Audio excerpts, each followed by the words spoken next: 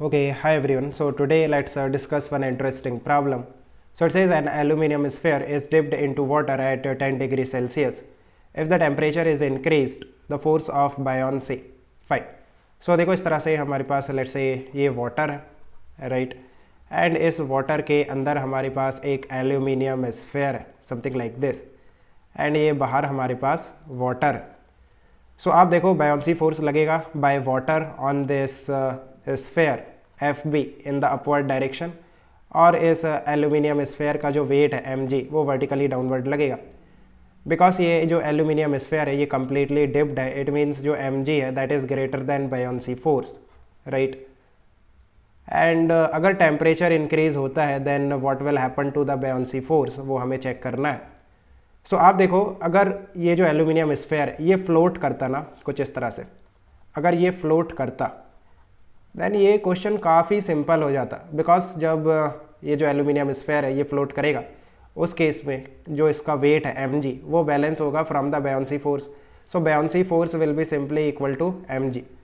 Now अगर आप temperature increase करते हो डिक्रीज करते हो जो भी करते हो राइट जो एम जी है वो तो चेंज नहीं होगा, जो वेट है जो मास है इस एल्यूमिनियम स्फेयर का वो चेंज नहीं होगा and m g will always be equal to the buoyancy force that is the condition. So buoyancy force कभी चेंज नहीं होगा अगर ये जो स्फेयर है ये फ्लोट करता है. फ्लोट कब करेगा? जब ये एक शेल है ना, एक शेल है, ये सॉलिड नहीं है हॉलो है, तो उस केस में फ्लोट कर सकता है. तो ये सिंपल काफ़ी ईजी हो जाएगा, एग्ज़ाम में आ सकता है, दैट्स वाई मैंने बता दिया.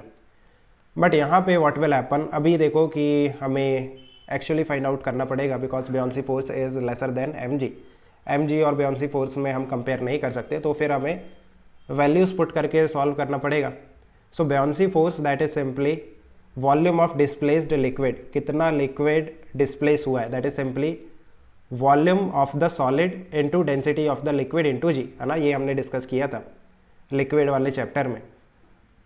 सो आप देखो कि टेम्परेचर के इंक्रीज होने पे क्या क्या चेंज होगा. जी तो चेंज नहीं होगा, ये तो कांस्टेंट रहने वाला है.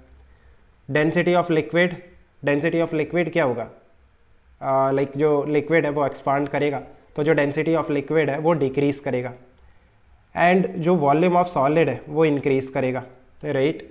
एक्सपांशन होगा सॉलिड का, एल्यूमिनियम का एक्सपांशन होगा. सो एक चीज़ इंक्रीज कर रहा है और एक चीज़ डिक्रीज कर रहा है. तो जो नेट इफेक्ट आएगा वो कैसे चेक करेंगे, हमें अभी एक्चुअल वैल्यू पुट करना पड़ेगा. So let's say first case में इनिशियली जो वॉल्यूम है सॉलिड का that is V naught and जो डेंसिटी है वाटर का दैट इज़ रो नॉट, है ना, एंड ये जी है.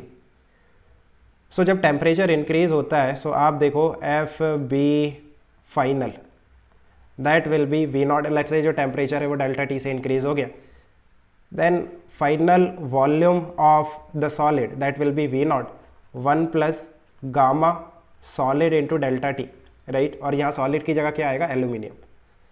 रो naught that is the density of the liquid, so वो चेंज हो जाएगा. फाइनल कितना होगा, rho naught 1 plus gamma liquid, यहाँ पे क्या आएगा H2O gamma of water into delta T right. और ये जो जी है ये एज इट इज़ रहेगा. सो जो फाइनल कंडीशन निकल के आ रही है ना that is V naught rho naught G, ये तो पहले वाला है 1 plus gamma aluminium into delta T divided by 1 plus gamma H2O water into delta T. So अभी आपको ना यहाँ पे डेटा की ज़रूरत पड़ेगी बिकॉज ये तो पुराना वाला हो गया, हमें जस्ट ये रेशियो चेक करना है. If this ratio is greater than 1 then buoyancy force increase कर जाएगा. If this ratio is lesser than 1 then buoyancy force decrease कर जाएगा. तो उसके लिए आपको वैल्यूज़ चेक करनी पड़ेगी. जो एल्यूमिनियम के लिए होता है ना, लेट मी शो यू.